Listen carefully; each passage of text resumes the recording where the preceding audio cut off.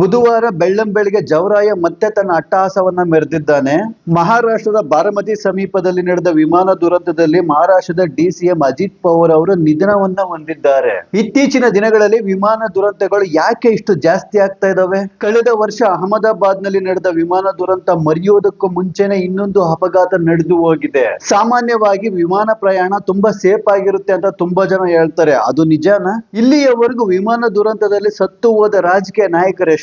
ಅವರು ಬಳಸುತ್ತಿದ್ದ ವಿಮಾನಗಳು ಯಾವ್ಯಾವು? ಪ್ರಭಾವಿ ರಾಜಕೀಯ ನಾಯಕರು ಇಂತಹ ದುರಂತದಲ್ಲಿ ಸತ್ತು ಹೋದರೆ ಅಲ್ಲಿ ಸೃಷ್ಟಿಯಾಗುವ ಅನುಮಾನಗಳು ಎಂತವು? 2009ರಲ್ಲಿ ನಡೆದ ಆಂಧ್ರ ಪ್ರದೇಶದ ಮುಖ್ಯಮಂತ್ರಿ ರಾಜಶೇಖರ್ ರೆಡ್ಡಿ ಅವರ ವಿಮಾನ ದುರಂತದ ಮೇಲೆ ಬಂದ ಅನುಮಾನಗಳೇ ಈ ಅಜಿತ್ ಪವಾರ್ ಅವರ ವಿಮಾನ ದುರಂತದಲ್ಲೂ ಕೂಡ ಬರ್ತವ? ಹಾಗಾದ್ರೆ ಮಹಾರಾಷ್ಟ್ರದಲ್ಲಿ ಈ ವಿಮಾನ ಪತನ ಎಷ್ಟು ತಿರುವುಗಳನ್ನ ಪಡ್ಕೊಂಡಿದೆ ಅಂತ ಈ ವಿಡಿಯೋದಲ್ಲಿ ನಿಮ್ಗೆ ತಿಳಿಸ್ಕೊಡ್ತೀನಿ. ಸ್ನೇಹಿತರೆ, ನೀವೇ ನನ್ನ ಚಾನಲ್ ಮೊದಲನೇ ಸಲ ನೋಡ್ತಿದ್ರೆ ದಯವಿಟ್ಟು ಸಬ್ಸ್ಕ್ರೈಬ್ ಮಾಡಿ, ಹಾಗೆ ಒಂದು ಲೈಕ್ ಒಂದು ಶೇರ್ ಕೂಡ ಮಾಡಿ. ಸ್ನೇಹಿತರೆ, ದಿನಾಂಕ 28 ಬುಧವಾರ 2026, ಸಮಯ ಸುಮಾರು ಬೆಳಿಗ್ಗೆ 7 ಗಂಟೆ ಆಗಿರುತ್ತೆ. ಮಹಾರಾಷ್ಟ್ರದ ಮುಂಬೈ ನಗರವನ್ನ ಸೂರ್ಯನ ಕಿರಣಗಳು ಆಗ್ತಾನೆ ಮುದ್ದಾಡ್ತಾ ಇರ್ತವೆ. ಮುಂಬೈನಲ್ಲಿರುವ ಮಹಾರಾಷ್ಟ್ರದ ಡಿಸಿಎಂ ಅಜಿತ್ ಪವಾರ್ ಅವರಿಗೆ ಮಹಾರಾಷ್ಟ್ರದ ಬಾರಾಮತಿಯಲ್ಲಿ ಒಂದು ಮುಖ್ಯವಾದ ಕೆಲಸ ಇರುತ್ತೆ. ಅಲ್ಲಿಗೆ ಅವರು ಹೋಗಲೇಬೇಕು. ಸಾಮಾನ್ಯವಾಗಿ ರಾಜಕೀಯ ನಾಯಕರು ತಮ್ಮ ದೂರದ ಪ್ರಯಾಣವನ್ನ ಕಾರಿನಲ್ಲಿ ಮಾಡುವುದಿಲ್ಲ. ಅದಕ್ಕೆ ಪ್ರಮುಖ ಕಾರಣ ಏನಪ್ಪಾ ಅಂದ್ರೆ, ಮುಂಬೈನಂತಹ ಬೆಳೆದು ನಿಂತ ನಗರಗಳಲ್ಲಿ ಒಂದು ಕಡೆಯಿಂದ ಇನ್ನೊಂದು ಕಡೆ ಹೋಗುವುದಕ್ಕೆ ತುಂಬಾ ಟ್ರಾಫಿಕ್ ಜಾಮ್ ಇರುತ್ತೆ. ನಾವು ಅಂದುಕೊಂಡ ಸಮಯಕ್ಕೆ ಹೋಗುವುದಕ್ಕೆ ಸಾಧ್ಯವಾಗುವುದಿಲ್ಲ. ಇವಾಗ ಯಾವುದಾದ್ರೂ ಒಂದು ಬಹಿರಂಗ ಸಭೆಗೆ ರಾಜಕೀಯದ ಪ್ರಮುಖ ನಾಯಕರು ಬರ್ತಾರೆ ಅಂತ ಗೊತ್ತಾದ್ರೆ ಅವರನ್ನು ನೋಡಲು ಜನರು ಗಂಟೆ ಗಟ್ಟಲೆ ಕಾಯ್ತಾ ಇರ್ತಾರೆ. ಅವರು ಬರುವುದು ತಡವಾದ್ರೆ ಜನರ ಮನಸ್ಸಿನಲ್ಲಿ ಕೂಡ ಬೇರೆ ಭಾವನೆ ಬರಬಹುದು. ಅದಕ್ಕೆ ರಾಜಕೀಯ ನಾಯಕರು ತುಂಬಾ ದೂರ ಪ್ರಯಾಣ ಮಾಡಲು ಕಾರುಗಳನ್ನು ಬಳಸುವ ಬದಲು ಹೆಲಿಕಾಪ್ಟರ್ ಅಥವಾ ವಿಮಾನಗಳನ್ನ ಬಳಸ್ತಾರೆ. ಅಜಿತ್ ಪವಾರ್ ಅವರು ಕೂಡ ಬಾರಾಮತಿಯಲ್ಲಿ ಆಯೋಜಿಸಲಾಗಿದ್ದ ಒಂದು ಬಹಿರಂಗ ಸಭೆಗೆ ತೆರಳಲು ತಮ್ಮದೇ ಆದ ಒಂದು ಚಾರ್ಟೆಡ್ ಫ್ಲೈಟ್ ಅನ್ನು ಹತ್ತಿಕೊಳ್ತಾರೆ. ಇವರ ಜೊತೆಯಲ್ಲಿ ಇನ್ನೂ ಇಬ್ಬರು ಕಾರ್ಯಕರ್ತರು ಇರ್ತಾರೆ. ಅದೇ ತರ ಇಬ್ಬರು ಪೈಲಟ್ ಕೂಡ ಇರ್ತಾರೆ. ಟೋಟಲ್ ಆಗಿ 5 ಜನವನ್ನ ಒಳಗೊಂಡ ಈ ವಿಮಾನ ಮುಂಬೈನಿಂದ ಬಾರಾಮತಿಗೆ ಹಾರಲು ಶುರು ಮಾಡುತ್ತೆ. ಮುಂಬೈನಿಂದ ಬಾರಾಮತಿಗೆ ಹೋಗೋದಕ್ಕೆ ಜಾಸ್ತಿ ಸಮಯ ಕೂಡ ಬೇಕಾಗಿಲ್ಲ. ಕೇವಲ 45 ನಿಮಿಷದ ಪ್ರಯಾಣ ಅಷ್ಟೇ ಅದು. ಅಜಿತ್ ಪವಾರ್ ಅವರು ಇದೇ ಚಾರ್ಟೆಡ್ ಫ್ಲೈಟ್ ನಲ್ಲಿ ಮುಂಬೈನಿಂದ ಬಾರಾಮತಿಗೆ ತುಂಬಾ ಸಲ ಪ್ರಯಾಣ ಮಾಡಿದ್ದಾರೆ. ಅದೇ ಧೈರ್ಯದ ಮೇಲೆ ಅವರು ಆರಾಮಾಗಿ ಕುಳಿತುಕೊಂಡು ಆ ಫ್ಲೈಟ್ ನಲ್ಲಿ ಪ್ರಯಾಣ ಮಾಡ್ತಾ ಇರ್ತಾರೆ. ಬೆಳಿಗ್ಗೆ 7:45ಕ್ಕೆ ಹೊರಟ ಫ್ಲೈಟ್ ಕರೆಕ್ಟ್ ಆಗಿ 8 ಗಂಟೆ 30 ನಿಮಿಷಕ್ಕೆ ಅಲ್ಲಿ ಲ್ಯಾಂಡ್ ಆಗ್ಬೇಕು. ಆಕಾಶದಲ್ಲಿ ಮೋಡಗಳು ಏನು ಇಲ್ಲ, ಮಳೆ ಕೂಡ ಇಲ್ಲ, ವೆದರ್ ಕೂಡ ಕ್ಲಿಯರ್ ಆಗಿದೆ.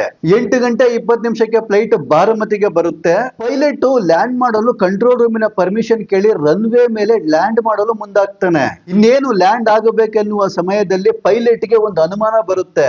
ವಿಮಾನ ಯಾಕೋ ಕ್ರಾಸ್ ಲ್ಯಾಂಡ್ ಆಗ್ತಾ ಇದೆ ಎಂಬ ಸಣ್ಣ ಅನುಮಾನ ಪೈಲಟ್ ಗೆ ಬರುತ್ತೆ. ಪೈಲಟ್ ಆ ವಿಮಾನವನ್ನ ರನ್ವೇ ಮೇಲೆ ಲ್ಯಾಂಡ್ ಮಾಡದೆ ಮತ್ತೆ ಮೇಲಕ್ಕೆ ತಗೊಂಡು ಹೋಗ್ತಾನೆ. ಪೈಲಟ್ ಗೆ ವಿಮಾನದಲ್ಲಿ ಏನಾದ್ರೂ ತಾಂತ್ರಿಕ ದೋಷ ಇದೆ ಅಂತ ಗೊತ್ತಾದ್ರೆ ಮತ್ತೆ ಅದನ್ನ ಮೇಲಕ್ಕೆ ತೆಗೆದುಕೊಂಡೋಗುವ ಪರ್ಮಿಷನ್ ಕೂಡ ಇರುತ್ತೆ. ಆ ಪೈಲಟ್ಗಳು ಕೂಡ ವಿಮಾನವನ್ನ ಮತ್ತೆ ಮೇಲಕ್ಕೆ ತಗೊಂಡು ಹೋಗ್ತಾರೆ. ಅಲ್ಲಿ ವಿಮಾನದಲ್ಲಿದ್ದ ಸಣ್ಣ ಸಣ್ಣ ತಾಂತ್ರಿಕ ದೋಷಗಳನ್ನ ಸರಿಪಡಿಸಿಕೊಂಡು ಮತ್ತೆ ಅದೇ ರನ್ವೇ ಮೇಲೆ ಲ್ಯಾಂಡ್ ಮಾಡಲು ಮುಂದಾಗ್ತಾರೆ. ಮೊದಲನೇ ಸಲ ಸರಿಯಾಗಿ ಲ್ಯಾಂಡ್ ಮಾಡಲು ಆಗಲಿಲ್ಲ. 2ನೇ ಸಲ ಆದ್ರೂ ಸೇಫ್ ಆಗಿ ಲ್ಯಾಂಡ್ ಮಾಡ್ಬೇಕು ಅಂದುಕೊಳ್ಳುತ್ತಿದ್ದ ಪೈಲಟ್. ಆದರೆ 2ನೇ ಸಲ ಲ್ಯಾಂಡ್ ಮಾಡುವ ಸಂದರ್ಭದಲ್ಲಿ ಇನ್ನೇನು ಕೆಲವೇ ಸೆಕೆಂಡ್ಗಳಲ್ಲಿ ವಿಮಾನದ ಚಕ್ರಗಳು ಭೂಮಿಯನ್ನ ತಾಕಬೇಕು. ಅಷ್ಟರಲ್ಲಿ ವಿಮಾನ ಮೇಲಿಂದ ಕೆಳಕ್ಕೆ ಒಂದೇ ಸಲ ಬಿದ್ದು ಹೋಗುತ್ತೆ. ಕೆಳಗಡೆ ಬಿದ್ದ ಕೆಲವೇ ಸೆಕೆಂಡ್ಗಳಲ್ಲಿ ಬೆಂಕಿ ವಿಮಾನವನ್ನ ಆವರಿಸಿಕೊಳ್ಳುತ್ತೆ. ನೋಡುತ್ತಲೇ ವಿಮಾನದಲ್ಲಿದ್ದ 5 ಜನರು ಕೂಡ ಸುಟ್ಟು ಹೋಗ್ತಾರೆ. ಮಹಾರಾಷ್ಟ್ರದ ಡಿಸಿಎಂ ಅಜಿತ್ ಪವಾರ್ ಅವರು ಕೂಡ ಬೆಂಕಿಯ ಜ್ವಾಲೆಯಿಂದ ತಪ್ಪಿಸಿಕೊಳ್ಳಲಾಗದೆ ಅಲ್ಲೇ ತಮ್ಮ ಕೊನೆಯ ಉಸಿರನ್ನು ಎಳಿತಾರೆ. ಈ ವಿಷಯ ಆಚೆ ಬರ್ತಾ ಇದ್ದಂಗೆ ಮಹಾರಾಷ್ಟ್ರ ಒಂದು ಸಲ ಬೆಚ್ಚಿ ಬೀಳುತ್ತೆ. ಮಹಾರಾಷ್ಟ್ರದ ದೊಡ್ಡ ದೊಡ್ಡ ನಾಯಕರೆಲ್ಲರೂ ಗಾಬರಿಗೊಳ್ತಾರೆ. ಕೆಲವು ಗಂಟೆಗಳ ನಂತರ ಮಹಾರಾಷ್ಟ್ರದ ಸಿಎಂ ದೇವೇಂದ್ರ ಅವರು ಕೂಡ ತಮ್ಮ ಸಂತಾಪವನ್ನ ತಿಳಿಸಿ ಅಫಿಷಿಯಲ್ ಆಗಿ ಅಜಿತ್ ಪವಾರ್ ಅವರು ಸತ್ತು ಹೋಗಿದ್ದಾರೆ ಅಂತ ಮಹಾರಾಷ್ಟ್ರದ ಸಿಎಂ ಕೂಡ ಕನ್ಫರ್ಮ್ ಮಾಡ್ತಾರೆ. ಇಲ್ಲಿ ಸಾಮಾನ್ಯವಾಗಿ ಕಾಡುವ ಪ್ರಶ್ನೆ ಏನಪ್ಪಾ ಅಂದ್ರೆ, ಬೆಳ್ಳಂಬೆಳಿಗ್ಗೆ ಅಜಿತ್ ಪವಾರ್ ಅವರು ಬಾರಾಮತಿಗೆ ಯಾಕೆ ಹೋಗ್ತಾ ಇದ್ರು? ಬಾರಾಮತಿಯಲ್ಲಿ ಆಯೋಜಿಸಲಾಗಿದ್ದ ಬಹಿರಂಗ ಸಭೆ ಇವರಿಗೆ ಅಷ್ಟು ಮುಖ್ಯನಾ ಅಂತ ಈ ಪ್ರಶ್ನೆ ಸಾಮಾನ್ಯವಾಗಿ ಎಲ್ಲರಿಗೂ ಕಾಡುತ್ತೆ. ಅಜಿತ್ ಪವಾರ್ ಅವರು ಬೆಳ್ಳಂಬೆಳಿಗ್ಗೆ ಆತುರವಾಗಿ ಬಾರಾಮತಿಗೆ ಯಾಕೆ ಹೋಗ್ತಾ ಇದ್ರಂದ್ರೆ, ಮುಂದಿನ ತಿಂಗಳಲ್ಲಿ ಮಹಾರಾಷ್ಟ್ರದಲ್ಲಿ ಜಿಲ್ಲಾ ಪರಿಷತ್ ಎಲೆಕ್ಷನ್ ನಡಿಬೇಕಿದೆ. ಈ ಎಲೆಕ್ಷನ್ ಅಜಿತ್ ಪವಾರ್ ಅವರ ಸರ್ಕಾರಕ್ಕೆ ತುಂಬಾ ಮುಖ್ಯವಾದ ಎಲೆಕ್ಷನ್. ಈ ಚುನಾವಣೆಯಲ್ಲಿ ನಾವು ಹೇಗಾದರೂ ಗೆಲ್ಲಲೇಬೇಕಂತ ಆ ಚುನಾವಣೆಯ ಪ್ರಚಾರದಲ್ಲಿ ಭಾಗಿಯಾಗಲು ಅಜಿತ್ ಪವಾರ್ ಅವರು ಬಾರಾಮತಿಗೆ ಹೋಗ್ತಾ ಇದ್ರು. ಚುನಾವಣೆ ಇರೋದು ಮುಂದಿನ ತಿಂಗಳಲ್ವಾ, ಅವ್ರು ಇವಾಗಲೇ ಯಾಕೆ ಹೋಗ್ತಾ ಇದ್ದಾರೆ ಅಂತ ಯಾರಾದ್ರೂ ಕೇಳಿದ್ರೆ, ಈ ಬಾರಾಮತಿ ಎಂಬುದು ಅಜಿತ್ ಪವಾರ್ ಅವರ ಸರ್ಕಾರಕ್ಕೆ ತುಂಬಾ ಮುಖ್ಯವಾದ ನೆಲೆ. ಇದು ಇಲ್ಲಿಂದಲೇ ಅವರು ಚುನಾವಣೆ ಉಡಾವಣೆಗೆ ಫಂಡಿಂಗ್ ಮಾಡ್ತಾ ಇದ್ರು. ಇಲ್ಲಿಂದಾನೇ ಅವರು ತಮ್ಮ ಗ್ರೌಂಡ್ ರಿಯಾಲಿಟಿಯನ್ನು ಕೂಡ ತಿಳ್ಕೊತಾ ಇದ್ರು. ಈ ಬಾರಾಮತಿ ಜಿಲ್ಲೆಗೆ ಸಂಬಂಧಪಟ್ಟ ಎಲ್ಲಾ ನಿರ್ಧಾರಗಳನ್ನ ಅವರು ಇಲ್ಲೇ ಕುಳಿತುಕೊಂಡು ತಗೊಳ್ತಾ ಇದ್ರು. ಅದಕ್ಕೆ ಈ ಬಾರಾಮತಿ ಎಂಬ ಜಿಲ್ಲೆ ಅಜಿತ್ ಪವಾರ್ ಅವರ ಸರ್ಕಾರಕ್ಕೆ ತುಂಬಾ ಮುಖ್ಯವಾಗಿತ್ತು. ಸ್ನೇಹಿತರೆ, ಅಜಿತ್ ಪವಾರ್ ಅವರ ರಾಜಕೀಯ ಬೆಳವಣಿಗೆ ಬಗ್ಗೆ ಸ್ವಲ್ಪ ನೋಡೋಣ ಬನ್ನಿ. ಅಜಿತ್ ಅನಂತರಾವ್ ಪವಾರ್ ಜುಲೈ 22, 1959ರಲ್ಲಿ ಜನಿಸಿದ ಅಜಿತ್ ಪವಾರ್ ಅವರು ಚಿಕ್ಕ ವಯಸ್ಸಿನಿಂದಲೇ ರಾಜಕೀಯದ ಕಡೆ ತಮ್ಮ ಒಲವನ್ನು ತೋರಿಸ್ತಾ ಇದ್ರು. ಒಳ್ಳೆಯ ರಾಜಕೀಯ ನಾಯಕರಾಗಿ ಜನಸೇವೆ ಮಾಡುವುದು ಅವರ ಕನಸಾಗಿತ್ತು. ಆ ಕನಸನ್ನೇ ಬೆನ್ನತ್ತಿ ಬಂದ ಅವರು 1982ರಲ್ಲಿ ಸಕ್ಕರೆ ಕಾರ್ಖಾನೆ ಬೋರ್ಡ್ಗೆ ಆಯ್ಕೆ ಆಗುವ ಮೂಲಕ ಸಹಕಾರಿ ಕ್ಷೇತ್ರಕ್ಕೆ ಕಾಲಿಟ್ಟ ಅಜಿತ್ ಪವಾರ್ ಅವರು 1991ರಲ್ಲಿ ಬಾರಾಮತಿ ಲೋಕಸಭಾ ಕ್ಷೇತ್ರದಿಂದ MLA ಆಗಿ ಆಯ್ಕೆ ಆಗ್ತಾರೆ. 1991ರಲ್ಲಿ ಮತ್ತೆ ತಮ್ಮ MLA ಸ್ಥಾನಕ್ಕೆ ಕೆಲವು ಪ್ರಮುಖ ಕಾರಣಗಳಿಂದ ರಾಜೀನಾಮೆ ಕೂಡ ಕೊಡ್ತಾರೆ. ರಾಜೀನಾಮೆ ಕೊಟ್ಟ ನಂತರ ಆ 4 ವರ್ಷ ವಿವಿಧ ಸಮಸ್ಯೆಗಳ ಬಗ್ಗೆ ಮಾತಾಡ್ತಾರೆ. ಆ 4 ವರ್ಷದಲ್ಲಿ ಅಜಿತ್ ಪವಾರ್ ಅವರ ಜನಪ್ರಿಯತೆ ಕೂಡ ಜಾಸ್ತಿ ಆಗುತ್ತೆ. ಆ ಜನಪ್ರಿಯತೆಯನ್ನು ಬಳಸಿಕೊಂಡ ಅಜಿತ್ ಪವಾರ್ ಅವರು 1995ರಿಂದ ಬಾರಾಮತಿ ಕ್ಷೇತ್ರದಲ್ಲಿ ಸತತವಾಗಿ 8 ಬಾರಿ MLA ಆಗಿ ಆಯ್ಕೆಯಾಗಿದ್ದಾರೆ. ಅಜಿತ್ ಪವಾರ್ ಅವರಿಗೆ ಇನ್ನೊಂದು ಮುಖ್ಯ ಸ್ಥಾನ ಕೂಡ ಇದೆ. ಮಹಾರಾಷ್ಟ್ರದಲ್ಲಿ ಸತತವಾಗಿ 6 ಬಾರಿ DCM ಆದ ಹೆಗ್ಗಳಿಕೆ ಕೂಡ ಇವರಿಗಿದೆ. ಇಂತಹ ಮಹಾರಾಷ್ಟ್ರದ ಪ್ರಭಾವಿ ನಾಯಕ ಬುಧವಾರ ಬೆಳಗ್ಗೆ ವಿಮಾನ ಅಪಘಾತದಲ್ಲಿ ತಮ್ಮ ಕೊನೆಯ ಉಸಿರನ್ನ ಎಳೆದಿದ್ದಾರೆ. ಸಾಮಾನ್ಯವಾಗಿ ವಿಮಾನ ದುರಂತ ಅನ್ನುವುದು ಹೆಚ್ಚಾಗಿ ವಿಮಾನ ಲ್ಯಾಂಡಿಂಗ್ ಆಗುವ ಸಮಯದಲ್ಲಿ ನಡೀತಾ ಇರುತ್ತೆ. ಯಾಕೆ ಎಂಬುದು ಎಲ್ಲರಿಗೂ ಕಾಡುವ ಪ್ರಶ್ನೆ. ಇದ್ರ ಬಗ್ಗೆ ಕೂಡ ನಾವು ಮಾತಾಡೋಣ ಬನ್ನಿ, ಯಾಕೆ ಹೀಗಾಗುತ್ತೆ ಅಂತ. ವಿಮಾನ ಮೇಲೆ ಹಾರಿದ ಮೇಲೆ ಏನ್ ನಡೀತಾ ಇದೆ ಎಂಬುದನ್ನು ಗಮನಿಸಲು, ಅದನ್ನು ಅರ್ಥ ಮಾಡಿಕೊಳ್ಳಲು ರಿಯಾಕ್ಷನ್ ವಿಂಡೋ ಅಂತ ಒಂದಿರುತ್ತೆ. ಯಾಕೆ ಅಂದ್ರೆ ವಿಮಾನ 35,000ದಿಂದ 45,000 ಅಡಿಯಷ್ಟು ಮೇಲೆ ಇರುತ್ತೆ. ಅಲ್ಲಿ ಏನ್ ನಡೀತಾ ಇದೆ ಎಂಬುದನ್ನು ಅರ್ಥ ಮಾಡಿಕೊಳ್ಳಲು ಈ ರಿಯಾಕ್ಷನ್ ವಿಂಡೋ ತುಂಬಾ ಹೆಲ್ಪ್ ಮಾಡುತ್ತೆ. ಮೇಲೆ ಇದ್ದಾಗ ಏನ್ ನಡೀತಾ ಇದೆ ಎಂಬುದನ್ನು ಅರ್ಥ ಮಾಡಿಕೊಳ್ಳಲು ಪೈಲಟ್ಗಳು ಕೂಡ ಸ್ವಲ್ಪ ಸಮಯ ಅನ್ನೋದಿರುತ್ತೆ. ಅದೇ ಸಡನ್ ಆಗಿ ಒಂದು 150ರಿಂದ 200 ಅಡಿ ಕೆಳಗಡೆ ಬಂದರೆ ಅಲ್ಲಿ ಏನ್ ನಡೀತಾ ಇದೆ ಎಂಬುದನ್ನು ಅರ್ಥ ಮಾಡಿಕೊಳ್ಳುವುದಕ್ಕೆ ಪೈಲಟ್ಗಳಿಗೆ ಅಷ್ಟೊಂದು ಸಮಯ ಇರೋದಿಲ್ಲ. ಅಂತಹ ಸಂದರ್ಭದಲ್ಲಿ ಏನಾದ್ರೂ ತಾಂತ್ರಿಕ ದೋಷ ಬಂದರೆ ಈ ತರವಾದಂತ ಘಟನೆಗಳು ನಡೀತಾ ಇರ್ತವೆ. ಪೈಲಟ್ಗಳು ವಿಮಾನವನ್ನ ಲ್ಯಾಂಡಿಂಗ್ ಮಾಡುವ ಸಮಯದಲ್ಲಿ ತುಂಬಾ ಎಚ್ಚರಿಕೆಯಿಂದ ಇರ್ತಾರೆ. ಒಂದು ಕಡೆ ಲ್ಯಾಂಡ್ ಮಾಡ್ತಾ ಇರಬೇಕು, ಇನ್ನೊಂದು ಕಡೆ ಅದೇ ಸಂದರ್ಭದಲ್ಲಿ ವಿಮಾನದಲ್ಲಿ ತಲೆ ಎತ್ತಿದ ತಾಂತ್ರಿಕ ದೋಷವನ್ನು ಕೂಡ ಅವರೇ ಸಾಲ್ವ್ ಮಾಡಿಕೊಳ್ಳಬೇಕು.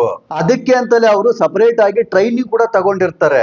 ಇನ್ನು ಕೆಲವು ಸಲ ವಿಮಾನ ಮೇಲೆ ಹಾರಾಡುವಾಗ ಸಡನ್ ಆಗಿ ಪಕ್ಷಿಗಳು ಬಂದು ಒಡೆದರೆ ವಿಮಾನ ನೆಲಕ್ಕೆ ಅಪ್ಪಳಿಸುತ್ತದೆ. ಅಂತಹ ಸಂದರ್ಭದಲ್ಲಿ ಏನು ಮಾಡಬೇಕೆಂಬುದನ್ನು ಕೂಡ ಪೈಲಟ್ಗಳಿಗೆ ಅವರು ಟ್ರೈನಿಂಗ್ ನಲ್ಲಿ ಹೇಳಿಕೊಟ್ಟಿರ್ತಾರೆ. ಈ ವಿಮಾನ ಅಪಘಾತವನ್ನ ಪೊಲೀಸ್ನವರು ಕೂಡ ವಿಚಾರಣೆ ಮಾಡ್ತಾ ಇದ್ದಾರೆ. ವಿಚಾರಣೆ ಪೂರ್ತಿ ಆದ ಮೇಲೆ ಇನ್ನೂ ಕೆಲವು ನಿಜಗಳು ಆಚೆ ಬರ್ತವೆ. ಮುಖ್ಯವಾಗಿ ಪೈಲಟ್ಗಳು ಮೊದಲನೇ ಸಲ ವಿಮಾನವನ್ನ ಲ್ಯಾಂಡ್ ಮಾಡಲು ರನ್ವೇ ಹತ್ರ ಬಂದು ಮತ್ತೆ ಆ ವಿಮಾನವನ್ನ ಮೇಲಕ್ಕೆ ಹಾರಿಸ್ತಾರೆ. ಆ ಒಂದು ಸಂದರ್ಭದಲ್ಲಿ ಅವರು ಏನೇನು ಮಾತನಾಡಿಕೊಂಡರು ಅನ್ನುವುದು ಕೂಡ ಇಲ್ಲಿ ಮುಖ್ಯವಾಗುತ್ತೆ. ಅವರು ಏನೇನು ಮಾತನಾಡಿಕೊಂಡರು ಅನ್ನುವುದು ಒಂದು ಬ್ಲಾಕ್ ಬಾಕ್ಸ್ ನಲ್ಲಿ ರೆಕಾರ್ಡ್ ಆಗಿರುತ್ತೆ. ಆ ಬ್ಲಾಕ್ ಬಾಕ್ಸ್ ನನ್ನ ಈಗಾಗಲೇ ಪೊಲೀಸ್ನವರು ವಶಪಡಿಸಿಕೊಂಡಿದ್ದಾರೆ. ಅದರ ಬಗ್ಗೆ ಕೂಡ ವಿಚಾರಣೆ ನಡೀತಾ ಇದೆ.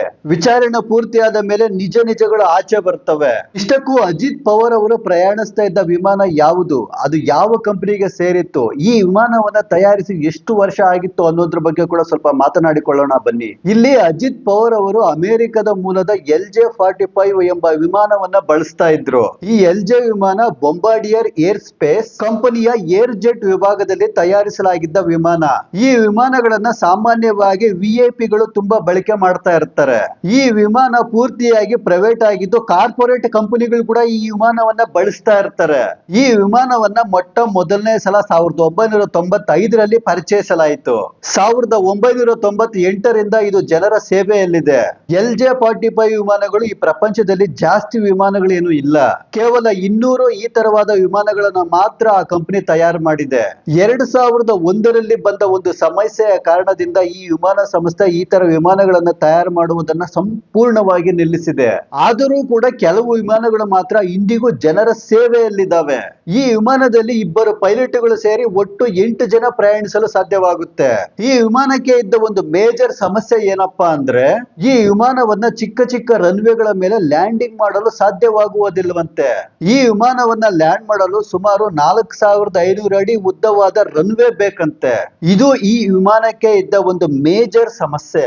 ಅಜಿತ್ ಪವಾರ್ ಅವರು ಬಳಕೆ ಮಾಡ್ತಾ ಇದ್ದ ವಿಮಾನ ಸುಮಾರು 15 ವರ್ಷದ ಹಳೆಯ ವಿಮಾನವಂತೆ. ಕಳೆದ 40 ವರ್ಷದಲ್ಲಿ ಈ ತರವಾದ ವಿಮಾನ ಅಪಘಾತಗಳಲ್ಲಿ ಅನೇಕ ರಾಜಕೀಯ ನಾಯಕರು ಸತ್ತು ಹೋಗಿದ್ದಾರೆ. ಅದರಲ್ಲೂ ವಿಮಾನ ವಿಮಾನ ಅಪಘಾತ ಎಂದರೆ ನಮಗೆ ಮೊದಲಿಗೆ ನೆನಪು ಬರೋದು ಆಂಧ್ರ ಪ್ರದೇಶದ ಮುಖ್ಯಮಂತ್ರಿ YS ರಾಜಶೇಖರ್ ರೆಡ್ಡಿ. 2009 ಸೆಪ್ಟೆಂಬರ್ ನಲ್ಲಿ ಆಂಧ್ರ ಪ್ರದೇಶದ ಮುಖ್ಯಮಂತ್ರಿ YS ರಾಜಶೇಖರ್ ರೆಡ್ಡಿ ಪ್ರಯಾಣ ಮಾಡ್ತಾ ಇದ್ದ ವಿಮಾನ ನಲ್ಲಮಲ್ಲ ಕಾಡಿನಲ್ಲಿ ವೆದರ್ ಕಂಡೀಷನ್ ಸರಿಯಾಗಿ ಇಲ್ಲದ ಕಾರಣದಿಂದ ಈ ವಿಮಾನ ಅಪಘಾತಕ್ಕೆ ಆ ವಿಮಾನದಲ್ಲಿದ್ದ 5 ಜನರು ಅಲ್ಲೇ ಸತ್ತು ಹೋಗ್ತಾರೆ. ಅದರಲ್ಲಿ ರಾಜಶೇಖರ್ ರೆಡ್ಡಿ ಅವರು ಕೂಡ ಇದ್ರು. ಆ ಸಮಯಕ್ಕೆ ರಾಜಶೇಖರ್ ರೆಡ್ಡಿ ಅವರು ಆಂಧ್ರ ಪ್ರದೇಶದಲ್ಲಿ ಸತತವಾಗಿ 2ನೇ ಸಲ ಮುಖ್ಯಮಂತ್ರಿ ಆಗಿದ್ರು. ಈ ರಾಜಶೇಖರ್ ರೆಡ್ಡಿ ವಿಮಾನ ದುರಂತದ ಬಗ್ಗೆ ಸಾಕಷ್ಟು ಅನುಮಾನಗಳಿದ್ದಾವೆ. ರಾಜಶೇಖರ್ ರೆಡ್ಡಿ ಅವರ ಘಟನೆ ನಡೆದು ಸುಮಾರು ಇಂದಿಗೆ 16 ವರ್ಷಗಳಾಗಿದ್ದಾವೆ. ಆದರೂ ಕೂಡ ಅನುಮಾನಗಳು ಹಾಗೇ ಇದ್ದಾವೆ. ರಾಜಕೀಯ ಪ್ರಭಾವಿ ವ್ಯಕ್ತಿ ಈ ತರವಾಗಿ ಅನುಮಾನಾಸ್ಪದವಾಗಿ ಸತ್ತರೆ ಅಲ್ಲಿ ಖಂಡಿತವಾಗಿಯೂ ರಾಜಕೀಯ ಚರ್ಚೆಗೆ ಅವಕಾಶ ಇರುತ್ತೆ. ನಾನು ಈ ವಿಮಾನ ದುರಂತದ ಬಗ್ಗೆ ಮಾಹಿತಿ ಕಲೆ ಹಾಕುವ ಸಂದರ್ಭದಲ್ಲಿ ನನಗೆ ಇಲ್ಲಿ ಒಂದು 5 ಅನುಮಾನಗಳು ಬಂದವು. ನನಗೆ ಮಾತ್ರ ಅಲ್ಲ, ಒಬ್ಬ ಕಾಮನ್ ಮ್ಯಾನ್ ಗೆ ಬರುವ ಅನುಮಾನಗಳು ಕೂಡ ಇವೆ. ಈ 5 ಪ್ರಶ್ನೆಗಳಿಗೆ ಉತ್ತರ ಸಿಕ್ಕರೆ ಈ ದುರ್ಘಟನೆ ಹೇಗೆ ನಡೆದಿದೆ ಎಂಬುದು ನಮಗೆ ಒಂದು ಹಂತಕ್ಕೆ ಗೊತ್ತಾಗುತ್ತೆ. ಹಾಗಾದ್ರೆ ನನಗೆ ಬಂದ 5 ಅನುಮಾನಗಳು ಯಾವ್ಯಾವ ಅಂತ ನೋಡೋಣ ಬನ್ನಿ. ಮೊದಲನೆಯದ್ದು, ವಿಮಾನ ಫಸ್ಟ್ ಲ್ಯಾಂಡ್ ಮಾಡುವ ಸಂದರ್ಭದಲ್ಲಿ ಏನಾಯ್ತು? ಯಾಕೆ ಪೈಲಟ್ಗಳು ಆವಾಗ ಲ್ಯಾಂಡ್ ಮಾಡದೆ ಮತ್ತೆ ಮೇಲಕ್ಕೆ ತಗೊಂಡೋದ್ರು? ಆ ಸಮಯದಲ್ಲಿ ಅವರು ಏನೇನು ಮಾತನಾಡಿಕೊಂಡರು ಅನ್ನುವುದು ಬ್ಲಾಕ್ ಬಾಕ್ಸ್ ನಲ್ಲಿ ರೆಕಾರ್ಡ್ ಆಗಿರುತ್ತೆ. ಅದನ್ನ ಸರಿಯಾಗಿ ವಿಚಾರಣೆ ಮಾಡಬೇಕು. ಎರಡನೇದು, ಲ್ಯಾಂಡಿಂಗ್ ಸಮಯದಲ್ಲಿ ವೆದರ್ ಕಂಡೀಷನ್ ಸರಿಯಾಗಿ ಇತ್ತ ಅನ್ನೋದು. ಮೂರನೇದು, ಬಾರಾಮತಿಯಲ್ಲಿರುವ ರನ್ವೇಯಲ್ಲಿ ಏನಾದ್ರೂ ಪ್ರಾಬ್ಲಮ್ ಇದೆಯಾ, ಲ್ಯಾಂಡಿಂಗ್ ಸಮಸ್ಯೆ ಇದೆಯಾ ಅನ್ನೋದು. ನಾಲ್ಕನೇದು, ವಿಮಾನದಲ್ಲಿ ಏನಾದ್ರೂ ತಾಂತ್ರಿಕ ದೋಷ ಕಾಣಿಸಿಕೊಂಡು ಅದರಿಂದ ಇದು ಹಾರ್ಡ್ ಲ್ಯಾಂಡಿಂಗ್ ಆಯ್ತಾ ಅನ್ನೋದು. ಹಾರ್ಡ್ ಲ್ಯಾಂಡಿಂಗ್ ಅಂದ್ರೆ ಒಂದೇ ಸಲ ಮೇಲಿಂದ ಕೆಳಕ್ಕೆ ಬೀಳುವುದು. ಐದನೇದು, ಪೈಲಟ್ಗಳ ನಡುವೆ ಏನಾದ್ರೂ ಮಿಸ್ಕಮ್ಯುನಿಕೇಶನ್ ಆಯ್ತಾ ಅಂತ. ಈ 5 ಪ್ರಶ್ನೆಗಳಿಗೆ ಉತ್ತರ ಸಿಕ್ಕರೆ ಆಗ ನಮ್ಗೆ ಒಂದು ಕ್ಲಾರಿಟಿ ಬರುತ್ತೆ, ಈ ಅಪಘಾತ ಹೇಗೆ ನಡೆಯಿತು ಅಂತ.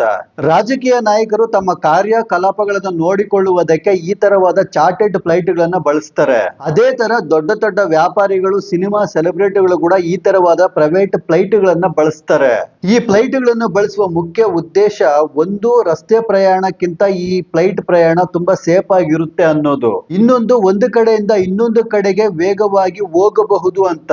ಯಾರು ಏನೇ ಹೇಳಿದರು, ಏನೇ ಮಾಡಿದರು, ಭೂಮಿಯ ಮೇಲೆ ಋಣ ಇರುವವರೆಗೂ ಮಾತ್ರ ನಮ್ಮ ಆಯಸ್ಸು ಅಂತ ಈ ವಿಮಾನ ಅಪಘಾತಗಳು ಪದೇ ಪದೇ ತಿಳಿಸ್ಕೊಡ್ತಾ ಇದ್ದಾವೆ.